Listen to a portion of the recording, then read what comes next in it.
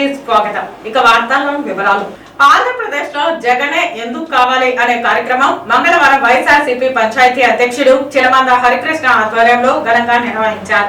Tirupati rural మంగళం పంచాయతీలో బుధవారం ఉదయం ఆంధ్రప్రదేశ్ కు జగనే ఎందుకు కావాలి అనే కార్యక్రమం నిర్వహించారు.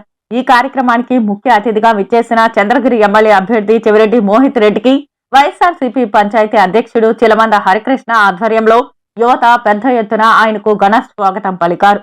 పంచాయతీ సచివాలయంలో ఏర్పాటు చేసిన సభలో చెవిరెడ్డి మోహిత్ రెడ్డి మాట్లాడుతూ రాష్ట్రంలో జగన్మోహన్ రెడ్డి పేదలకు సంక్షేమ పథకాలు అందిస్తూ కుటుంబంలో పెద్ద కొడుకులా అందరినీ ఆదరిస్తున్నారని అన్నారు.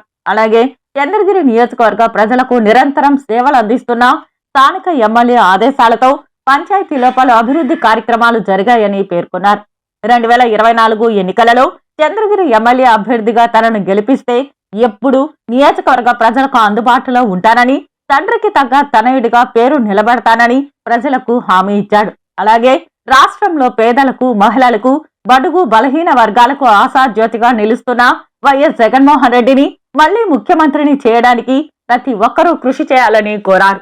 ఈ కార్యక్రమంలో మంగళం పంచాయతీ సర్పంచ్ భర్త రాంబాబు, ఉప సర్పంచ్ రమేష్, వైఎస్ఆర్సీపీ నాయకులు నారాయణ రెడ్డి, శివశంకర్ రాజు తదితరులు పాల్గొన్నారు. మనం ఏ ప్రభుత్వానికి ఓటేయాలన్నా, ఏ వ్యక్తిని గెలిపించాలన్నా కూడా వాళ్ళ వల్ల మంచి జరిగిందా లేదా, వాళ్ళు మన కుటుంబానికి ఏదైనా మేలు చేశారా లేదా, వాళ్ళు ఇచ్చిన మాట నిలబెట్టుకున్నారా లేదా అని చెప్పి ఒక్కసారి పెద్దలు ఆలోచించాలి.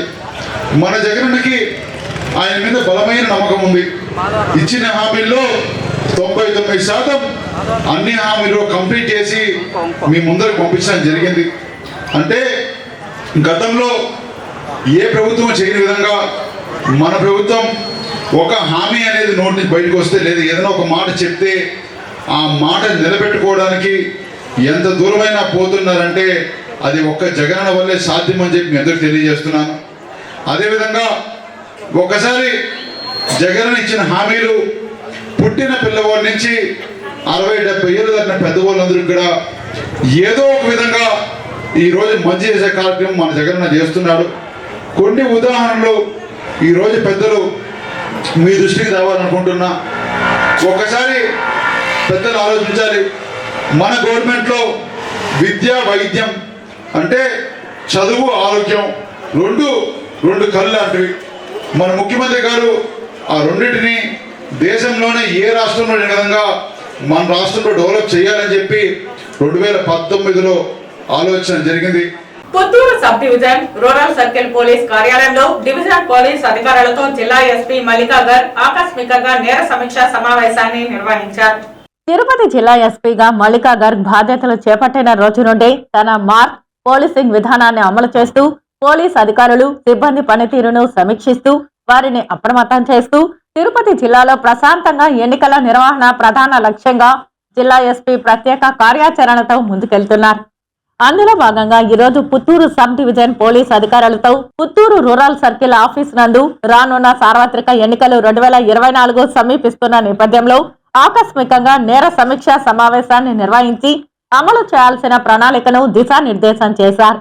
విధి నిర్వహణలో ఎలాంటి అలసత్వం ఉండకూడదని, ఎవరైనా విధుల పట్ల నిర్లక్ష్యం, అశ్రద్ధ వహిస్తే వారిపై క్రమశిక్షణ చర్యలు తీసుకోవడం తప్పదని ఎస్పీ హెచ్చరించారు. ఇంటర్మీడియట్ పరీక్షల నేపథ్యంలో విద్యార్థులకు మౌలిక వసతులు కల్పించాలని తిరుపతి టీఎన్ఎస్ఎఫ్ అధ్యక్షుడు కొట్టే హేమంతరాయలు కోరారు. తిరుపతి జిల్లా వ్యాప్తంగా ఉన్న ఇంటర్మీడియట్ ఎగ్జామ్ సెంటర్లలో విద్యార్థుల సంఖ్యకు తగినట్టు మౌలిక వసతులు ఏర్పాటు చేయాలని టీఎన్ఎస్ఎఫ్ తిరుపతి పార్లమెంట్ అధ్యక్షుడు కొట్టే హేమంతరాయల్ ఆర్ఐఓ ప్రభాకర్ రెడ్డికి వినతి పత్రం ఇచ్చారు. పరీక్షా కేంద్రాలలో విద్యార్థులకు సురక్షిత త్రాగునీరు, ప్రతి విద్యార్థికి మంచి సీటింగ్ ఏర్పాటు, అంతరాయం లేని విద్యుత్ సరఫరా, పరీక్షా కేంద్రాలలో ప్రశాంతమైన వాతావరణం వంటి మౌలిక సదుపాయాలను సెంటర్ యాజమాన్యం కల్పించాలని కోరారు.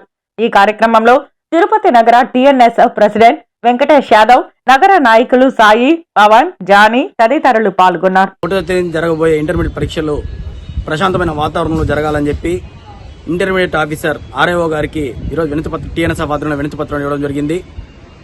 ఎక్కడైతే ఎగ్జామ్ సెంటర్లు జరుగుతాయో ఆ సెంటర్లో విద్యార్థులకి మౌలిక సదుపాయాలు కల్పించాలని చెప్పి, త్రాగునీరు అయితే ఏమి, అదే వాళ్ళ జరుగుతున్న ఎగ్జామ్ సెంటర్ హాల్లో రూమ్లో ఫ్యాన్లు, లైట్లు కానీ ప్రశాంతమైన వాతావరణంలో ఎగ్జామ్స్ జరగాలని చెప్పి ఈ రోజు ఇంటర్మీడియట్ ఆఫీసర్ గారికి టీఎన్ఎస్ వద్దలో వినతి పత్రం ఇవ్వడం జరిగింది.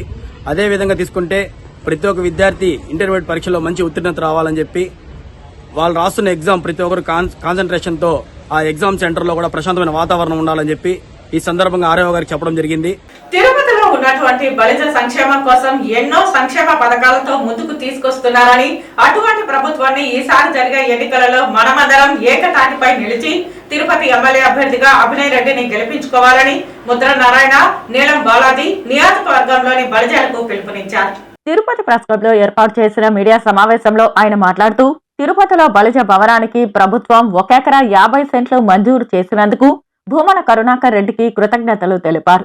తిరుపతిలో కత్తుల శ్యామల నుంచి ప్రస్తుత ఎమ్మెల్యే వరకు ఎంతో మంది బలిజల ఎమ్మెల్యేలుగా పనిచేశారని, అయితే గత 40 సంవత్సరాలుగా ఏ బలిజ ఎమ్మెల్యే కూడా బలిజల సంక్షేమం కోసం కృషి చేయలేదని, ఒక్క భూమన కరుణాకర్ రెడ్డి మాత్రమే తిరుపతి అభివృద్ధితో పాటు బలిజ కాపుల సంక్షేమం కోసం కృషి చేస్తున్నారని కొనియాడారు.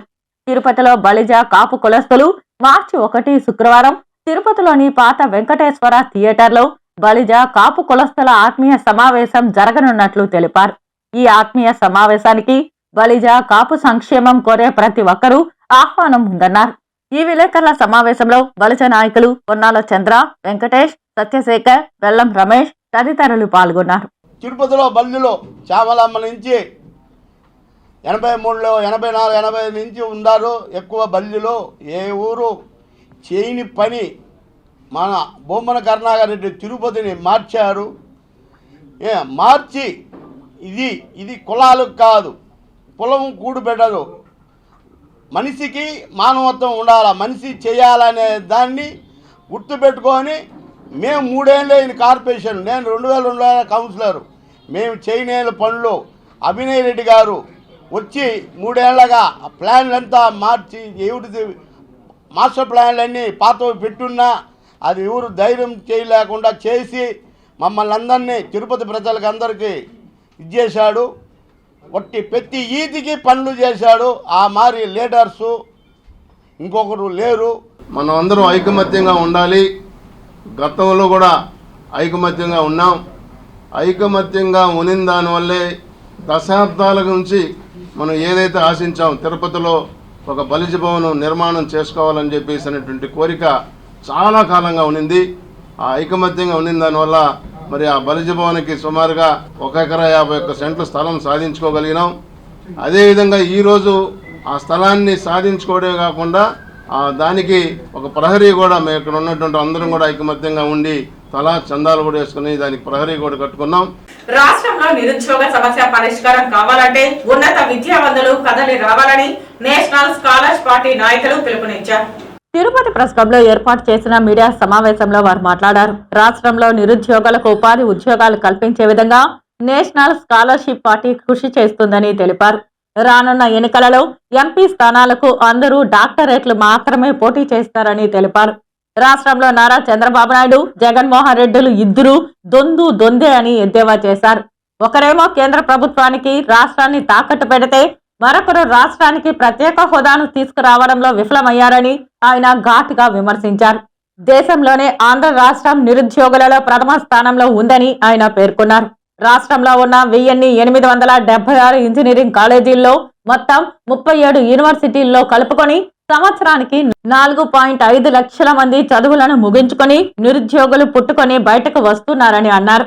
వీళ్లలో 10% మందికి కూడా ఉపాధి ఉద్యోగ కల్పన కల్పించలేక రాష్ట్రం చేతకానితనానికి నిదర్శనమని ఆయన విమర్శించారు. ఈ విలేకరుల సమావేశంలో డాక్టర్ నాగేశ్వరరావు, విజయ్ కుమార్, శ్రీవిద్య తదితరులు పాల్గొన్నారు. తాత్కాలికంగా చివరి క్షణంలో అసిస్టెంట్ ప్రొఫెసర్ రిక్రూట్మెంట్ అని నోటిఫికేషన్ వేసి ప్రజల వర్గం నుంచి ఎక్కువగా నిరుద్యోగుల నుంచి కొంత అమౌంట్ కలెక్ట్ చేసి ఎగ్జామ్ పెట్టారు. అయినా సరే మేమంతా రాసాము. క్వాలిఫై అయ్యి కూడా ఇప్పటికి 6-7 సంవత్సరాలు అవుతా ఉన్నది, 10 సంవత్సరాలు అయిపోతా ఉన్నది, ఇంతవరకు ఏమీ లేదు. మరి నేను విన్నానని జగన్ గారు వచ్చారు. అయ్యా జగన్ గారు, ప్రతి సంవత్సరం జాబ్ క్యాలెండర్ మీరు రిలీజ్ చేస్తామన్నారు. తీరా చూస్తే కంటి తుడుపు కోసం ఈ చివరి క్షణంలో మీరు జాబు అసిస్టెంట్ ప్రొఫెసర్స్, మళ్ళీ రీసెంట్గా డిఎస్సి, అంటే ఈ ఉన్నత విద్యావంతుల నిరుద్యోగుల్ని రోజు రోజుకి పెరుగుతూ ఉన్నది. ఇవాళ ఒకసారి చూసుకున్నట్లయితే as per hire educational services report ప్రకారం అయితే ఈ ఆంధ్రాలో ఇప్పటికీ 47 లక్షల మంది నిరుద్యోగులు ఉన్నారని పూర్తిగా చెబుతుంది. తిరుమల శ్రీవారి కళ్యాణ కట్టలో పీస్ రేటు క్షురకలుగా పనిచేస్తున్న కార్మికులకు నెలకి 20,000, తొలగించిన 9 మంది కార్మికులను తిరిగి విధుల్లోకి తీసుకుంటామని హామీ ఇచ్చిన టీటీడీ చైర్మన్ భూమన కరుణాకర్ రెడ్డికి టీటీడీ మహిళా క్షురకల వ్యవస్థాపక అధ్యక్షురాలు రాధాదేవి కృతజ్ఞతలు తెలియజేశారు. తిరుపతి ప్రెస్ క్లబ్ లో ఏర్పాటు చేసిన మీడియా సమావేశంలో ఆమె మాట్లాడారు. క్షురకుల మద్దతుతో కులం పేరుతో నాయ్ బ్రాహ్మణ ఫెడరేషన్ పదవి, టీటీడీ బోర్డు సభ్యుల పదవులు పొంది టీటీడీలో పీస్ రేట్ కార్మికులు పనిచేస్తున్న క్షురకులకు ఏమి న్యాయం చేశారని ఆమె యానాదయ్యను నిలదీశారు. మీరు పదవులోకి వచ్చి కేవలం దర్శన టికెట్ల అమ్ముకోవడమే తప్ప కార్మికుల కోసం ఏమాత్రం అభివృద్ధి చేయలేదని ఆమె మండిపడ్డారు. సిఐటియు నాయకులు కందారపు మురళిపై అసత్య ఆరోపణ చేయడం మంచిది కాదన్నారు. బేషరతగా ఆయనకు క్షమాపణ చెప్పాలని, లేని పక్షంలో యానాదయ్య ఇంటి ముందు క్షురకులతో ధర్నా చేస్తామని ఆమె హెచ్చరించారు. లక్ష్మీ శ్రీనివాస ఫెడరేషన్ లో చేరిన వారికే 20 రూపాయలు వర్తిస్తుందని చెప్పడం ఎంతవరకు సమంజసమని ఆమె ప్రశ్నించారు.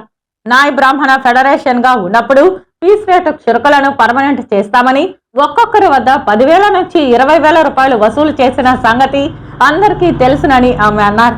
అలాగే శ్రీశైలం దేవస్థానంలోను రాయచోటులోని టీటీడీలో ఉద్యోగాలు ఇప్పిస్తామని, 5 మంది సభ్యుల దగ్గర 10 లక్షల రూపాయల వరకు ఎవరు వసూలు చేశారో వారిపైన కూడా సిబిఐ ఎంక్వైరీ వేయాలని ఆమె డిమాండ్ చేశారు.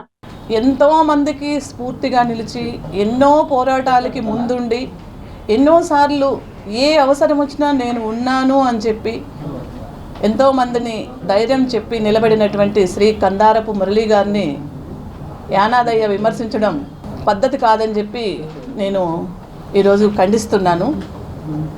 గతంలో ఎన్నోసార్లు కూడా యానాదయ్య గారు అతను కార్పొరేషన్ చైర్మన్ కాకముందు అయిన తర్వాత కూడా కళ్యాణకట్టలో పనిచేస్తున్నటువంటి క్షురకుల్ని పర్మనెంట్ చేయిస్తామని చెప్పి తన లెటర్ ప్యాడ్ మీద కూడా పాలక మండలికి సమర్పించారు.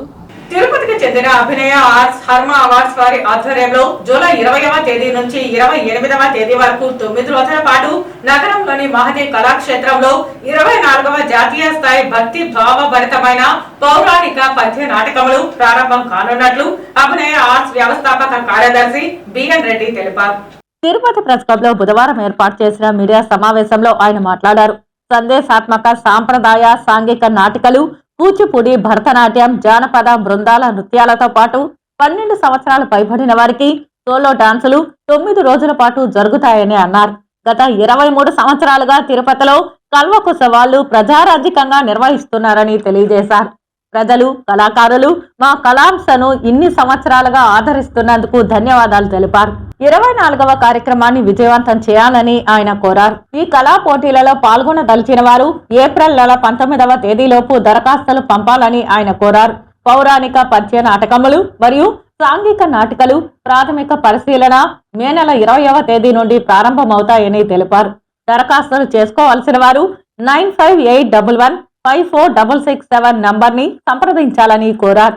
ఈ విలేకరుల సమావేశంలో అంకమనాయుడు, టిఆర్ నాయుడు, కోటేశ్వరరావు, బాలాజీ తదితరులు పాల్గొన్నారు. రంగస్థల కళల్ని మర్చిపోకుండా భావితరాలకి మన భాగవత, రామాయణ, భారతంలోని ఇతిహాసాలని నాటక రూపంలో మలచుకొని రచించుకొని ప్రదర్శించటం, ఒక అద్భుతమైన సందేశాన్ని, సాంప్రదాయాన్ని సాంఘిక నాటికల్లో కూడా ప్రేక్షక దేవుళ్ళకి పరిచయం చేయటం, అలాగే మన ప్రాచీన నృత్యాలు కూచిపూడి, భరతనాట్యం, జానపద నృత్యాలని మర్చిపోకుండా వాటిని కూడా మనం ప్రేక్షక దేవుళ్ళకి పరిచయం చేయటం అనేది, గుర్తు చేయటం అనేది మా అదృష్టంగా భావిస్తున్నాం. మన అభినయ ఆర్ట్స్ చేసేటువంటి జానపద, భరతనాట్య, పౌరాణిక నాటకాలను ప్రోత్సహిస్తూ జాతీయ స్థాయిలో బహుమతులను అందజేస్తూ ఉండడం నేను గమనించి దానికి నేను ప్రేరేపితమై అతనికి సహాయ సహకారాలు అందజేస్తూ మీ ద్వారా మేము ఒక విషయం కోరుకుంటున్నాం. రాను రాను మహతి ఆడిటోరియంలో రావాల్సినటువంటి జనం రాక కొంచెం మేము ఇబ్బంది పడుతున్నాం. అంటే ఎక్కువ క్రౌడ్ లేక మీ ద్వారా మేము అప్పీల్ చేసేది ఏమంటే ఒక 2-3 రోజులు వరుసగా జరిగేటప్పుడైనా సరే, ముందు వారంలో అయినా సరే ఆ మీడియా ప్రింట్ అండ్ ద్వారా కూడా ఇన్ఫర్మేషన్ మీరు స్ప్రెడ్ చేసి కొంచెం తిరుపతి ప్రజలకు కూడా అన్ని విషయాలు చేరవేసేటట్లు మీ ద్వారా నేను కోరుతున్నాను. రాష్ట్రంలో బలిజ, కాపు, ఒంటరి కులాలు రాజకీయంగా ఎదుగుదల లేక నిరాశ నిస్పృహలతో ఆవేదన చెందుతున్నారని, కేవలం 2 కులాలకు చెందిన వారే ఎన్నికల్లో అధికారంలోకి వచ్చి మిగతా కులాల అభివృద్ధిని అణగదొక్కుతున్నారని రాయల్ పీపుల్స్ ఫ్రంట్ పార్టీ వ్యవస్థాపక అధ్యక్షులు రెడ్డి శేఖర్ రాయల్ తెలిపారు. తిరుపతి ప్రెస్ క్లబ్ లో బుధవారం సాయంత్రం ఏర్పాటు చేసిన మీడియా సమావేశంలో ఆయన మాట్లాడారు. రాష్ట్రంలోని ప్రజలతో పాటు బలిజ, కాపు, తెగలు, ఒంటరి కులాలు మార్పు కోరుకుంటున్నారని ఆయన వెల్లడించారు. 7 ఏళ్లు గడుస్తున్న జెండా మోసే వాళ్లను కూలీలుగానే మిగిలిన పార్టీ నాయకులు పరిగణిస్తున్నారని తెలిపారు. అన్ని రాజకీయ పార్టీలు బలిజ, కాపులను కరివేపాకులాగా వాడుకుంటున్నారని తెలిపారు. రాష్ట్రంలో 30 నుంచి 35 సీట్లు కేటాయింపులో అన్యాయం జరిగిందని, రాయలసీమలో కేవలం 1 సీటు కూడా కేటాయించకపోవడం దురదృష్టకరమన్నారు. విక్కీ పెట్టుకుని సీట్లు అడుక్కునే దిశగా తాము లేవని, స్వతంత్ర పార్టీ పెట్టుకుని అధికారంలోకి వస్తామని ఆయన ధీమా వ్యక్తం చేశారు. ప్రస్తుతం ఉన్న పరిస్థితులలో కులాన్ని రక్షించుకోవాల్సిన అవసరం ఎంతైనా ఉందన్నారు. రానున్న ఎన్నికలలో రాష్ట్రంలో బలిజ, కాపు, తెగలకు చెందిన కులాల అభ్యర్థులు ఇండిపెండెంట్ గా పోటీ చేయాలని ఆయన పిలుపునిచ్చారు. కొన్ని కులాల మధ్య ఆధిపత్య పోరు కొనసాగుతుందన్నమాట. రాజకీయ పార్టీలుగా ఆ కులాలు ఏర్పడి ఒక కులం అధికారం చేజిక్కించుకోవడము, దాని తర్వాత 5 సంవత్సరాల తర్వాత ఇంకో కులం అధికారంలోకి రావడము, ఈ విధంగా మార్పిడి జరగతాందే కానీ మిగిలినటువంటి కులాలు ఏవైతే ఉన్నాయో, నిమ్న కులాలు, బీసీలు కావచ్చు, దళితులు కావచ్చు, దాని తర్వాత ఈ బలిజ, కాపు, తెగలు కావచ్చు, వీటికి వచ్చేసి రాజ్యాధికారం అనేది కానీ, దాని తర్వాత అభివృద్ధి అనేది కానీ, దాని తర్వాత చాలా విషయాల్లో అన్యాయానికి గురవుతున్నటువంటి ఏదైతే వర్గం ఉండదో ఈరోజు అంతిమ దశకు వచ్చేసింది. రాజకీయ పార్టీలు వచ్చేసి ఈ బలిజ, కాపు, తెలగల, ఒంటర్లను కూరలో కరివేపాకు మాదిరి వాడుకోవడము, వాళ్ళు ఎదగడము, కేవలం జెండా మోసేటువంటి ఒక వ్యక్తులుగా ఈ యొక్క వర్గాన్ని చూడడము, ఓట్ల కోసము వాళ్ళ పార్టీలకు వచ్చేసి ఫండ్ వసూలు చేయడానికి, దాని తర్వాత వచ్చేసి వాళ్ళ పార్టీ యొక్క జెండా గుర్తును వచ్చేసి ప్రజల్లోకి తీసుకొని పోవడానికే ఈ వర్గం ఉపయోగపడుతుంది. కానీ ఈ వర్గం యొక్క అభివృద్ధితో కానీ, ఈ వర్గం నుంచి కొంతమంది పార్లమెంటుకు కానీ, లోక్సభకు కానీ, శాసనసభకు కానీ పంపించాలన్నటువంటి ఉద్దేశంలో ఏ పార్టీ కూడా లేదు అని చెప్పేసి తేట తెల్లమైనటువంటి సందర్భంలో రాయల్ పీపుల్స్ ఫ్రంట్ కేవలం కుల సంఘంగా మాత్రమే కాకుండా రాజకీయ పార్టీగా కూడా త్వరలో ఆవిర్భవించబోతా ఉంది. తిరుపతి జిల్లాలోని పంచభూత లింగాలలో ఒకటైన వాయులింగేశ్వరుడు స్వయంగా వెలిసిన దివ్యక్షేత్రం శ్రీ కాళహస్తీశ్వర ఆలయం మహాశివరాత్రి బ్రహ్మోత్సవాలకు సిద్ధమవుతోంది. మార్చి 3వ తేదీ నుండి బ్రహ్మోత్సవాలు ప్రారంభం కానున్నాయి. శ్రీ కాళహస్తీశ్వర ఆలయంలో ఓవైపు బ్రహ్మోత్సవాల ఏర్పాట్లతో తలమునకలై ఉన్నారు. ఓవైపు ఆలయానికి వచ్చే భక్తులు నిత్య సేవలతో, అభిషేకాలతో, అలంకరణలతో మంత్రముగ్ధులవుతున్నారు. ఈ ఏడాది మహాశివరాత్రి ఉత్సవాలను భారీ ఎత్తున నిర్వహించుటకు సన్నాహాలు చేస్తున్నారు. సాధారణంగా ప్రతి ఏడాది బడ్జెట్ ఖరారు చేసుకుని ఉత్సవాలు నిర్వహించేవారు. ఈ ఏడాది బడ్జెట్ తో సంబంధం లేకుండా పనులు సాగుతున్నట్లు అధికారులే చెబుతున్నారు. శ్రీ కాళహస్తీశ్వర ఆలయంలోకి ప్రవేశిస్తే భక్తులకు ఎనలేని మధురానుభూతి కలిగించే విధంగా పనులు జరుగుతున్నాయి. మహాశివరాత్రి ఉత్సవాలలో స్వామి అమ్మవార్లు ఊరేగే వాహనాలకు రంగులతో అలంకరణలు, సాంస్కృతిక కళా వేదిక అయినటువంటి దూర్జటి కళా ప్రాంగణం ఏర్పాట్లు, విద్యుత్ అలంకరణ అత్యంత వేగంగా పనులు సాగుతున్నాయి. పనులు ఏర్పాట్లలో EO Nageswararao, trust board chairman Anjuru Taraka Srinivasulu మరియు అధికారులు తలమునకలై ఉన్నారు. వడమాలపేట మండలంలో రైతు భరోసా కేంద్రం, సచివాలయం తదితర అభివృద్ధి కార్యక్రమాలలో భాగంగా జెడ్పీటీసీ హోదాలో శిలాఫలకాలు వేస్తే మరుసటి రోజు పోలీస్ అధికారులు, ఇతర అధికారులు వచ్చి శిలాఫలకాలను తీసుకెళ్లిపోయారని వడమాలపేట జెడ్పీటీసీ మురళీధర్ రెడ్డి ఆవేదన వ్యక్తం చేశారు. తిరుపతి ప్రెస్ క్లబ్ లో బుధవారం సాయంత్రం జరిగిన విలేకరుల సమావేశంలో ఆయన మాట్లాడారు. అభివృద్ధి పనుల శిలాఫలకాల ప్రారంభోత్సవానికి ముందు గ్రామస్తులకు సంబంధించిన అధికారులకు తెలియజేశామని, గ్రామస్తుల సహకారంతోనే ఈ కార్యక్రమం నిర్వహించడం జరిగిందని, ఈ కార్యక్రమాలకు గ్రామీణ ఉపాధి పథకం ద్వారా చేపట్టడం జరిగిందన్నారు. ఈ నియోజకవర్గానికి మంత్రి ప్రాతినిధ్యం వహిస్తున్నా అభివృద్ధి పనులు ఏమాత్రం ముందుకు సాగలేదని ఆయన విమర్శించారు. కోట్ల రూపాయల నిధులు మంజూరవుతున్నా లక్షల్లో కూడా ఖర్చు పెట్టకపోవడం అన్యాయమన్నారు. అప్పలాగుంట ఆలయం కూడా ఇంతవరకు ఎటువంటి అభివృద్ధికి నోచుకోలేదని, అపరిశుభ్రమైన వాతావరణంలో రోగాలతో ప్రజలు ప్రాణాలు కోల్పోతున్నారని తెలిపారు. నేనేం ఒక్కడే వచ్చి ఎవరి సహకారం లేకుండా నేను చేయలేదు. ఈ విషయం అధికారులకు కూడా తెలుసు. కానీ అక్కడ ఉన్నటువంటి లోకల్ సర్పంచ్లకు కానీ అధికారులకు కానీ చెప్పడం జరిగింది. మినిస్టర్ గారికి కూడా చెప్పడం జరిగింది. కానీ అధికారులు మనకెందుకు ఈ తలకాయని పని మిన్నకుండిపోయినారు. నిన్న మార్నింగ్ నేను ఆదివారం ఓపెన్ చేస్తే నిన్న మార్నింగ్ అధికారులు ఎవరి ప్రోద్బలంతో వచ్చారో కానీ అధికారులు పోలీస్ ఫోర్స్తో వచ్చి ఏదో సినిమాలో లేకపోతే ఏదైనా ఈ స్మగ్లర్స్ని చేసినట్టుగా అక్కడ ఒక 20 మంది అప్లాయమెంట్లో ఒక 20 మంది పోలీసుల్ని, అక్కడ ఒక డిఈ, ఇక్కడ ఒక ఏఈ, అదేవిధంగా కొంతమందిని పురమాయించి ఒకే 2 నిమిషాల్లో బండలు తీసేసుకుని వెళ్ళిపోయినారు. రాబోయే సార్వత్రిక ఎన్నికల కోసం కర్ణాటక రాష్ట్రం నుండి అక్రమంగా మద్యం తరలిస్తున్న ఓ సర్పంచ్ను పలమనేరు పోలీసులు అరెస్టు చేశారు. పలమనేరు పోలీస్ స్టేషన్లో ఏర్పాటు చేసిన విలేకరుల సమావేశంలో డీఎస్పీ మహేశ్వర్ రెడ్డి మీడియాతో మాట్లాడుతూ బంగారుపాలెం మండలం గొల్లపల్లి గ్రామానికి చెందిన సర్పంచ్ ప్రకాష్ నాయుడు కారులో మద్యం తీసుకుని వస్తుండగా తనిఖీలు చేయగా 2 లక్షల విలువ చేసే కర్ణాటక మద్యం పట్టుబడిందన్నారు. నిందితుడిపై కేసు నమోదు చేసి రిమాండ్కు తరలించినట్లు డీఎస్పీ తెలిపారు. వాహనంతో సహా 8 లక్షల రూపాయల విలువ ఉంటుందని మీడియాకు తెలిపారు. టీడీపీ పార్టీ సంబంధించి గొల్లపల్లి గ్రామం సర్పంచ్ బంగారుపాలెం ఇతను వచ్చేసి ఎందుకు దిగిన తర్వాత వెనకల ఒకసారి వెహికల్ చెక్ చేస్తామని చెప్తే వెహికల్ వెనకల డిక్కీలో సుమారుగా ఒక 22 బాక్సులు మద్యము తీసుకొని రావడం జరిగింది. అందులో మెయిన్గా 864 silver cup bottles, each 180 ml, 384 DK అంటే డబుల్ కిక్ ఫైన్ విస్కీ సంబంధించి ఈచ్ టెట్రా ప్యాకెట్ వచ్చేసి 90 ml కలిగి ఉన్నాయి. ఈ రెండు కేసులు మొత్తం టోటల్గా 2 lakhs విలువ అవుతుంది మన ఇక్కడ అమ్మితే. సో అతన్ని క్వశ్చన్ చేయడం జరిగింది. ఇక్కడ సంబంధించి ఎక్కడికి తీసుకెళ్తున్నారని చెప్పేసి వాళ్ళ ఊరికి తీసుకొని ఎలక్షన్ టైంలో ఎవరికైనా వాళ్ళు సరఫరా చేయడానికి తీసుకొని వస్తున్నారని చెప్పేసి అతను కన్ఫెషన్ చేయడం జరిగింది. ఇప్పుడు ఎక్స్‌ప్రెస్ అప్డేట్ వార్తలు.